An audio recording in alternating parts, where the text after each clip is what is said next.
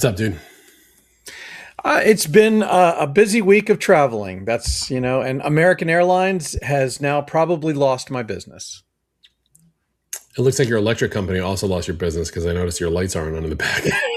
You're just pissing people off left and right. Yeah, well. I'm sorry to hear about your American Airlines problems. Luckily for me, the traveling I had to do this week was local. I had to go to a conference that was 10 minutes away. But I won, and Virtual won a whole bunch of awards this week, which was like shocking. Sweet.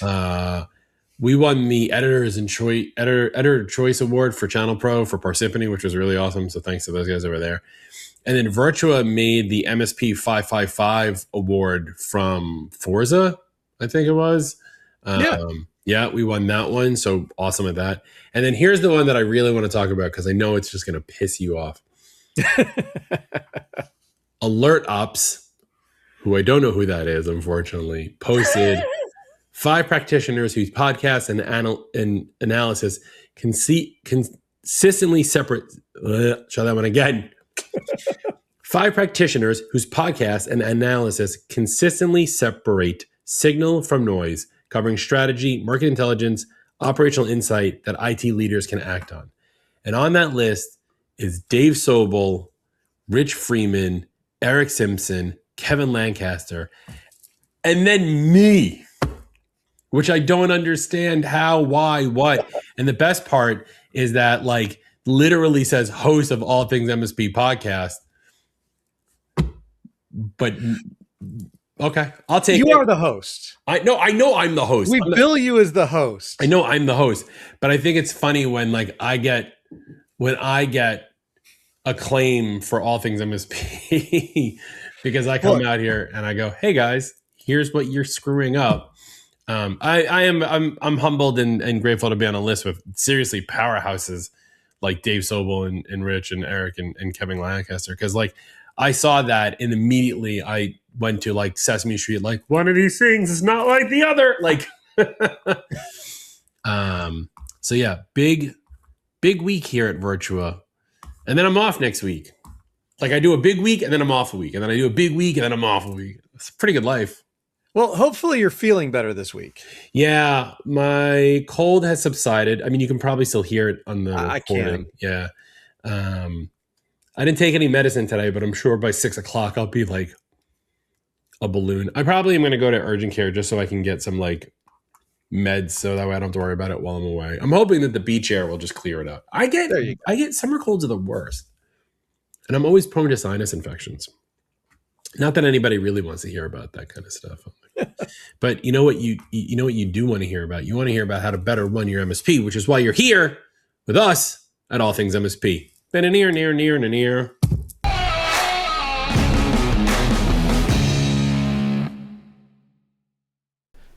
Most clients don't understand DMARC, but they do understand when their invoices go to a customer's spam folder.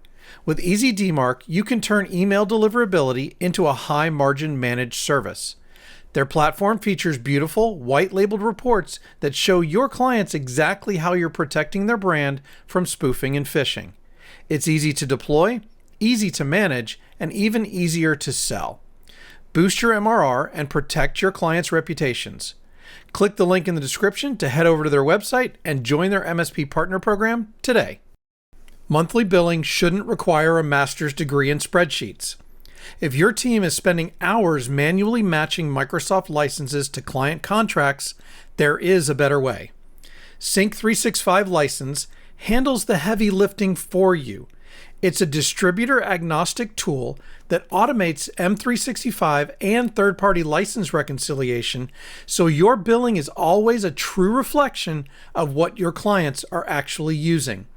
Scale your MSP without scaling your administrative headaches.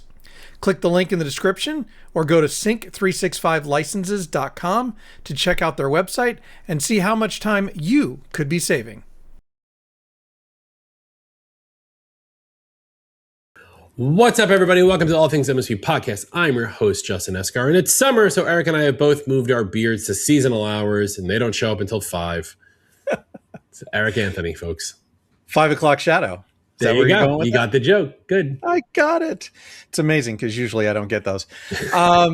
Yeah. So I think today we want to follow up on not last week's episode, because that was a ChannelCon episode, but from the week before, when we were talking about operational maturity. And I think this is kind of going to be the off and on theme, maybe for the next couple of weeks, interspersed with our ChannelCon episodes, right? Yeah.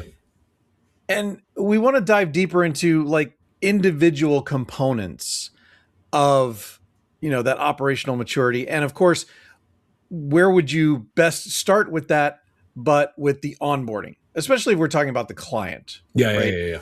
We're talking about the operational maturity as it pertains to the client.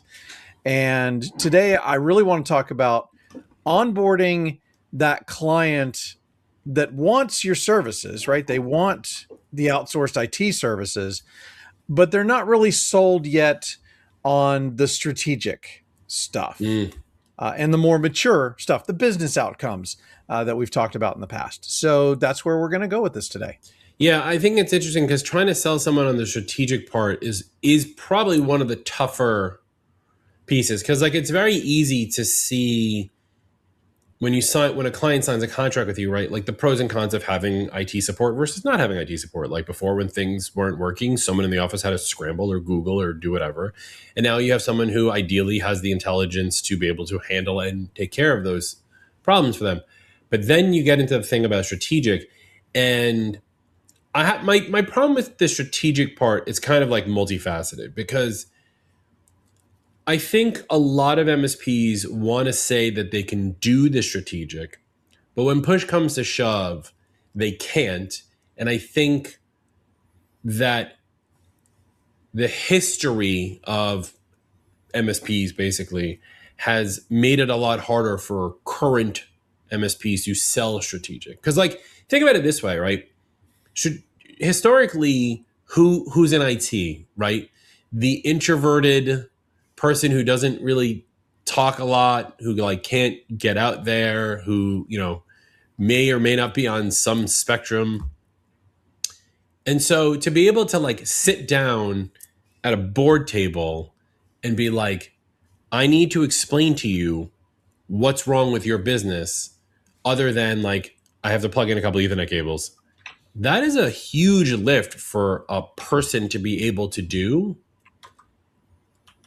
I'm not saying like the entire world is jaded against it, but I will say partially, right? Because how do you sell strategic, like the client's like, listen, nerd, I'm not going to talk to you. You know what I mean? Like, right. It's hard to sell that item because there's no quantifiable metrics behind it. Right? Computer broke, computer not broke. Cool. Not printing, cool. Where is the definable metric for strategic? No, you're absolutely right. And it's a different mindset, right? So first of all, I think it's hard for some MSPs, just like you mentioned. Now, that's weird to me, and I'll explain why. Because when I started my MSP, literally the tagline was IT and business consulting.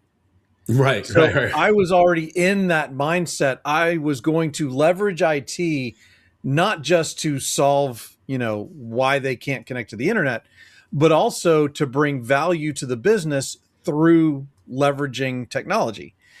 And so when people talk to me about how they're struggling with making that transition, I'm like, that was second nature to me. But I understand that it's not for everybody. It's not for everybody. Yeah. Right. And I think that there's customers for everybody. I'll just put it that way. And there will always be work for both. But I think the ones that are going to grow, maybe I'm going to put it this way, are going to be the ones that seek out business solutions rather than just offering outsourced IT. Outsourced IT is going to be there for a long, long time. And I think people who have built a nice, what we'll call a lifestyle business on top of that are going to continue to have a really nice lifestyle. I also think that those are the commoditized the people who are commoditizing the market, right? Whereas if you can come and bring a strategic, like I'll give a great example. I just had a call with a customer yesterday, okay? And customer has plethora of PCs, plethora of Macs, and they have a PC MSP who can't do the Macs. And so we're getting into this conversation, and it turns out that one of the C-level executives, not the CEO, not second, but like another C-level executive, has a Mac and refuses to use a work assigned Mac, only wants to use their personal Mac. And like, this is a person of power. And I'm like, how is your current MSP even allowing that? Like that's a no-no. Yeah. And the problem is that obviously the current MSP doesn't do Mac and therefore doesn't have the expertise or the backing to say like, this is a no-no. So I was like, this is a no-no. And he's like, well, you good luck with trying to convince that. I was like, oh, that is going to be my number one goal, because that is a strategic play, because here you are, company, with a C-level executive who can just leave and steal data because we can't wipe their personal device. And so it seems like such an easy thing. Like, I guarantee you everyone who's listening right now is like, well, of course, that seems stupid. Like, of course they should not be using their personal device. That's all well and good. But do you, the listener, have the ability to confront the client about that? Because I think that's where the hiccup is in the strategic. Any one of us, like, we got into IT, we like puzzles, right? Yeah. We can see the forest through the trees, or whatever that expression is. I have seasonal allergies. I don't want to be in a forest or trees. But the question really comes down to is, can you, as the MSP owner or someone on your team, like an SDR or something, have the huevos, to put it nicely, to have that almost argumentative conversation with a customer or a potential customer? Yeah. I think we've almost kind of jumped to the end, though, of the conversation. So let's go back to the onboarding piece. And I guess the question that I would ask you about that would be, is it, I guess, first of all, for the MSP, they've got to ask themselves a question: is it worth it to onboard an or not an MSP, a client that doesn't look like the clients we want them to be yet? Oh, so we're going to go back to the operational maturity, right? Going from reactive to proactive plus. We're talking about those levels, right? We mentioned this in that episode, is that like MSPs love their stack. Got to get my stack. I got to know what's your tech stack? What do you got in your stack? That is a vendor-driven fallacy, but yeah. Hold on. It's not, though, because there's so many MSPs who have come to me and have asked me like all these questions about my stack because they want to know what they should use in their stack. And I'm like, don't try to copy my stack. Point being, though, if your expertise and your type of client that you want is based on this tech stack that you've built out, and what I mean by that is like, you're forcing anti-spam for your email, you're forcing anti-phishing, you're forcing dark web scanning, you're forcing XDR, you're forcing maybe SOC or SIEM, depending on if they need compliance. You're forcing all devices have to be organizationally owned and they have to be in an MDM or DMS or Intune or whatever. Like, whatever you have designated as the way it should be. Because obviously all of us think like the way it should, like the way I think it should be is better than everyone else's. So everyone's got their own thing. If you have written out your way, the virtual way, the whatever, and that's the way you want clients to be, when you are onboarding a customer, when you're even before onboarding, this is during the prospecting part of the call, you say to them, listen, I'm scoring you a 0 and I need you to score a 3 out of 5. And I'm going to get you there. And the monthly, once you're a 3 out of 5, might be lower than the one-time project it's going to cost to get here. But there's a reason I need you to get to 3. It's for your safety and mine.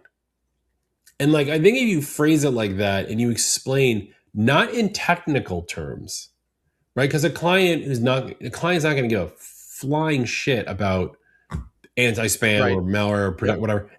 What the amount of like alphabet soup we live in, right? So if you can explain it in business terms, we're installing this tool because in case of a data breach, because obviously we're going to do what we can to stop data breaches, but nothing is 100%. But in case of a data breach, we need to be able to go back in the logs and see. And that is why we're installing Seam, which is an expensive add-on. But like why we keep it as part of our stack is our team works and lives and dies by the logs. Therefore, we need Seam. And if you don't want to pay for it, there is the door. So I think you can onboard somebody, but you have to be clear and concise with why, and it can't be because of technical reasons. So I think you're exactly right. I think that it is part of the discovery process. There's a butt coming on. No, there really isn't. Oh. It's part of the discovery process. They have to understand where you're coming from. So you have to be pretty strong and a little confrontational, like you were talking about in the beginning, in order to say, look, you are not our ideal customer profile. And if all you want from us is commoditized IT services, then we're not the solution from you. Correct. Or for you. But if you want to actually reduce your risk and grow your business by leveraging technology, then we can get you there. But understand you are here and it's going to take some work to get you to there. Right. Because like it's going to be $10,000 to get from 0 to 3. But then after that, it's only like $1,000 a month or whatever it is, versus you're going to go find another competitor. You have to go start your search over again. And that other person might charge you, let's say, $1,200 a month as opposed to $1,000, but they're not going to do that $10,000 lift. Guess what? You're paying them basically the same amount, if not more, and you're not getting nearly this. You're not getting your business isn't going to be nearly as mature from a technological standpoint as if you went with us, and you're just still at risk because you're wanting someone who's reactive. I think it's funny to think about how clients or potential clients really come to us thinking they know more about what they need than we do. Like within 5 minutes, it's very obvious to me what this person needs. And they're like, no, we don't need that. And I'm like, okay, let's play a game. And they go, Settlers of Catan? And I go, no, let's not play that game. Let's play a game called You Got Breached. What do you do? And it's because, like, from my experience, clients who have never been breached don't worry about it. Actually, I can tell this from this happened. A client of mine got breached. Email we think they got phished, and then they went and they gave credentials, and two-factor authentication was not enforced for whatever reason, and the threat actors got into the credentialed area and then did some damage. This client has been with me for a little bit of time, and maybe the two-factor the non-enforced two-factor authentication is on me. I've owned that. However, it wasn't until that moment that they were like, okay, what are all the things you've been trying to sell us that we've been saying no to? And how do we just turn them all on right now? Right? And so you can tell this, like, I want you, the listener, to go tell this story. Say, I know an MSP and this is what happened. And you can tell my story. It's fine. But that client went from like nothing, basically, because they were very much dictating the relationship, which, yes, not a great scenario, but they are low friction, low usage client. It's not even that big of an office. And then they went from that to now they have email backup. We got them MDR, XDR, SIEM, SOC, phishing training, security awareness, DNS filter, two-factor authentication awareness, inventory manager awareness. Like, we just like tripled their bill. Mm-hmm. We went back and looked, and we figured out what caused it. Obviously, it was the user's fault. And there was no actual like monetary breach. There was no issue. It was just like some shitty emails went out. But they were like, we never want to be in this position again. And I go, great. Give me that bag of money, that like satchel with the dollar sign on it, and the bills coming out the top. And I will ensure that 99% of this will never happen again. But you have to do what I say moving forward. And they were like, yes. So like clients dictate that they don't want these things, but we as the experts we've seen it. Like we see it happen on a daily basis. We have to be able to confront them and say to them during the onboard process, especially during that discovery, have you ever experienced a breach? No. Let me tell you how shitty that's going to be when it happens, because it's going to happen. Not if, but when. Like it's going to happen, because the bad guys don't care who you are. They do it because it's fun. Yeah. And risk reduction is part of it, right? And then the leveraging technology to improve the business is the other. And I think it's important to get their buy-in on both. Mm-hmm. I think easier sell is probably the risk reduction at this point because it's been around longer, right? Yeah. I think real business outcomes are going to be driven a lot right now by AI, and I don't want to get into that right now, but I think that's how that's going to play out in really providing IT service providers that kind of business outcome right? Yeah. I think the next step after we've done our discovery, we've gotten everybody on board, the business is on board with us being this type of MSP that's actually going to manage their risk. We're going to help them improve their business processes. Now we get to the actual onboarding piece. And like you mentioned earlier, there is a big lift, right? Yeah. To get them to even if they're just providing outsourced IT services, this can happen where you have to get them up to your standard. And this has more to do with the base IT and the base protection and security platform that they're on, right? But it also, and I think MSPs are pretty used to that, so I don't think we need to talk about that in a lot of detail, except for if you're not doing it and you're not charging for it, you absolutely should. Yeah. Like you mentioned earlier. Oh, yeah. But the big thing is I think you need to put the processes in place so that you're involved in the meetings that lets you identify opportunities for technology to be leveraged. You mentioned something really important, and that is a lot of times the client will come to you with the solution, right, rather than the problem. Right. And so many times, if you're in the right meetings with the client, you can hear the problems as they're being discussed as problems rather than them trying to pitch you a solution. It's funny. I just had this like spark moment idea. Like it's hard to pick up on some of those cues when you're in those meetings, no matter what meeting is, right? And sometimes it's hard for someone to see the forest through the trees, to hear like a keyword within a sentence. I was just thinking to myself, like, not because I wasn't listening to you. Wow. No, I'm just kidding. I'm kidding. What I was thinking was like, it'd be an interesting thing to have in your documentation system, like keywords that a client might say and what that could mean within the MSP, right? So like if a client says we want to be secure, it could be almost a flow chart of like, what does that mean? And that way you're helping whoever is having those strategic conversations ask the right next questions, kind of like a call script, right? Client says, we want to be secure. It's great for you to say, what does that mean for you? Or secure in what or how? Are we talking about data? Are we talking about your people? Are we talking about the office?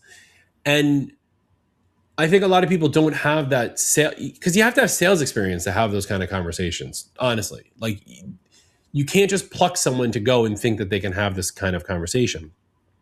But if you could create yourself a cheat sheet client mentions they're email heavy. Okay, what does that mean specifically? Are we talking about 1,000 emails a day or 100,000 emails a day? And what does that mean? And you could leave yourself know it's like clients that have 10,000 need this product. Clients that have 100,000 need this product. You don't need to tell the client that, but you figure out what the common denominator is, and then you say to the client, okay, well, if you're an email heavy company, these are the email services I think we need to really look at, because like you don't want to lose data. So let's talk about backup. Let's talk about DLP. And let's talk about, anti-spam, anti-phishing, anti-malware, not in those words to the customer, obviously. But this way you can provide them a holistic solution based on the words that they're saying. Because again, like you said, you don't want them coming. You don't want a client calling you going like, we need anti-spam. Right. Well, and there was a post. It's funny you bring up email, because there was a post in the group, I forget if it was this week or last week, about email and how to work with a client. And the problem was their email box was out of control. Been there. And everybody pretty much responded in the same way. Well, what do you mean by out of control? Because that can be so many different things, right? And you need that kind of detail to understand the problem before you can even think about offering a solution. I say this to my team all the time. I go, if you come to me with a question and you ask it to me the way a user would ask us a question, I'll punch you in the face. Right, because they're more educated. They should have more color to the question. Correct. Right. And it's kind of, I'm not trying to downplay whoever wrote in the group, and we appreciate not at all. We appreciate everybody posting all the time, right? But to that point, right, what does out of control mean, and what does that we have to provide as IT people? We need to be able to provide the context around these questions in order to provide the right solution. Now, the issue that I would have though is, let's say that person wrote the context around it. I don't want people going back saying like just offering vendor solutions. Like, the holistic solution, vendor agnostic, I think is more powerful, because that's how you would sell it to your customer, right? You're not going to, like, a customer says to you, my email box is out of control. You're not going to say like, oh, I'm going to sell you, vendor product 6 here. Like, no, you're going to say like, we're going to look at this holistically and figure out, how do we get that under control? What does it mean? Are you getting too much spam? Are you getting too many emails from your wife? Are you getting this? Are you getting that? Whatever it is. And how do we fix? This is the printer problem that I ask employees, right? Like, the CEO's leaving, he's going to the airport, he can't print out his PowerPoint presentation. What do you do? And it's get him the paper, get him the printed version, because that's what he wants, not fix the printer. It's the same thing. If my email is out of control, let's fix what you perceive is out of control, and then worry about the stack later. But again, it comes down to, you have to have, those are part of those strategic conversations, but you have to be able to talk in strategic language, preferably not after 4 cups of tea, because then your mouth gets really dry like mine is right now. Have those strategic conversations in the language that the customer is going to be receptive of. And also, the other big piece is that could be different for every customer. Now, here's where I see an MSP giving some pushback, right? Because they're like, well, Eric, I can't be in all of these meetings. Fight me. Yes, you can. Be in those meetings. So, no, there's some truth to this. Sure. I'm kidding. There is some truth to the fact that, especially for a smaller client, you can't be involved. First of all, they probably don't have that many structured business meetings. Correct. Right? Correct. So this is going to be something that's probably reserved for larger customers who have that type of structured meeting. Now, I will also say we live in a world of AI, and where everything is automatically transcribed and summarized.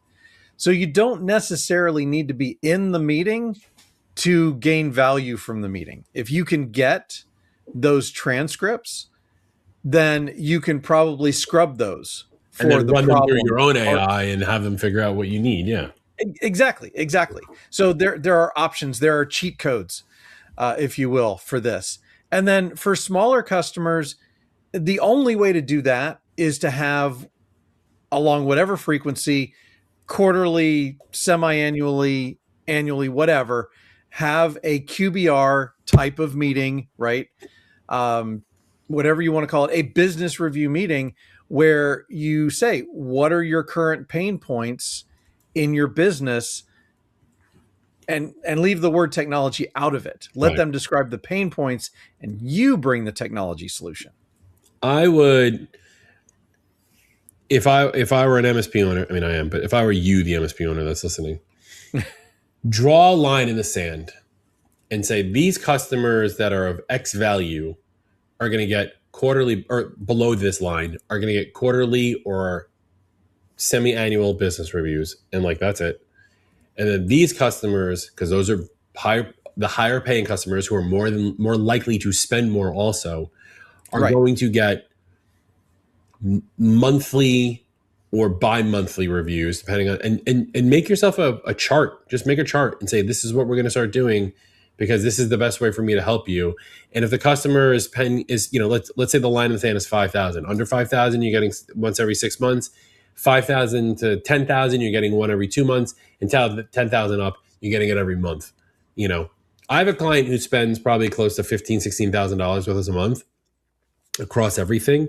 And we meet every 2 weeks for an hour. And it's me mainly just helping them along the path that they're doing. I don't even have to do any work after that call. And I get to charge them for that time, which is part of our fee. Right. So set that metric and that standard for you now and have it as part of your operational SOP. So this way, as you bring on new customers, they're just automatically being fed into the system for when you're going to meet with them. Yeah. And I honestly believe that when you're asking the discovery questions, that meeting should be a material part of those discussions. They should have to agree to having those meetings, because without those meetings, without that communication, you cannot adequately do the job that you are committing to in your contract. Therefore, I think Brad would agree with me. You need to put it in your agreement as well, that they have to do those meetings. What you guys don't realize is that Eric and I have a secret word that when Brad's name comes up, it's time to end the show. And nothing against Brad. Nothing against Brad. I just saw him too literally yesterday. Yeah, I saw him at GenOCon. Speaking of discovery, discover us, facebook.com/group/all things MSP and youtube.com/@allthingsMSP. Like, subscribe, and ring the bell. This is going to be, like we said in the beginning, this is going to be a longer conversation. We can't get this all in one episode. Otherwise, you're going to be driving from New York to LA and you'll hear nothing but one long episode if we really wanted to do it. Is there something wrong with that? Well, the problem is I ran out of tea. So we could do like a full 12-hour live stream and just have food delivered to our houses and stuff like that. That would be fun. This is a slow step out process for a lot of MSPs. They're the bigger ones. If you're listening, you probably have this in the bag and you're like, Justin, Eric, no shit. We do this all the time. Great. Love you. Chef kiss. 10 out of 10. Don't change anything. If you are starting out or you are a smaller business, I'm 18 years in and I'm still trying to do this stuff. This is going to be a slow roll. And I would behoove anyone who's listening to say, okay, we're recording this mid-August 2026. There's 4 active months left in the year. This could be what you build in the next 4 months. Stop trying to build the coolest new agent in Claude. No one cares. Everybody's building an inventory manager. No one cares. Build the tools you need to push your business operational maturity forward. And this is a good step. Start by drawing that line out. Start by deciding who gets time with you and who doesn't. Start by emailing those customers saying, hey, listen, I'm doing something new and I'm not even going to charge you for it in the beginning. I want to try this out. I want to see if I can make you more money. I want to be more strategic with IT. I want to make sure that we're covering all of your bases. We want to cover your cyber insurance and our contract and blah, blah, blah, blah, whatever. The best time to plant a tree was 10 years ago. The best time to plant that tree is right now. So go do something right now to move your business forward. And in December, when you realize that the work has paid off, you can send Eric and I gift cards for Starbucks and Dunkin' Donuts as a thank you, because you realize that you listened to us and we were right. I like the pen drop. It'll operate just like a mic drop. Oh, did it come off? It did. I heard it. I heard it on purpose. All right. Last words. I think that, first of all, build the business you want to build, right? If you don't want to build that type of business, it's perfectly fine. But I think in what Justin and I are seeing in the industry right now, business outcomes leveraged by technology are going to be the new green field for MSPs, because businesses can't operate without technology. And there has been no time in our history where technology has accelerated the average business user as it is right now. Well said. Well, that's Eric, and I'm Justin. Bye.